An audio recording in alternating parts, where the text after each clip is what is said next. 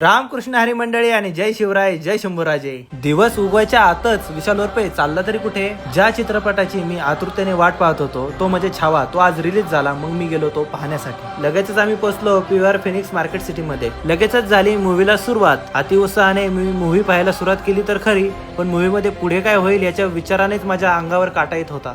सिंहाच्या जबड्यात टाकूनी हात, मोजेन दात अशी ही मराठी जात। शृंगार होता संस्कारांचा, अंगार होता हिंदवी स्वराज्याचा, शत्रुही नतमस्तक होई जिथे, छत्रपती संभाजी महाराजांचा विजय असो। मूवीची सुरुवात खूपच उत्तम आहे, पण जसं जसं मूवी पुढे जातो तसे तसे इतिहासाची पाने उलगडली जातात। आपले संभाजी महाराज आणि महाराष्ट्रीयन संस्कृती ही खूपच चांगल्या पद्धतीने मूवीमध्ये दाखवण्यात आलेली आहे। मूवीमध्ये भरपूर असे काही सीन आहेत, त्याच्यामध्ये तुम्हाला अंगावर काटा येणारच। हिंदवी स्वराज्य व्हावे हीच श्रींची इच्छा। जय भवानी।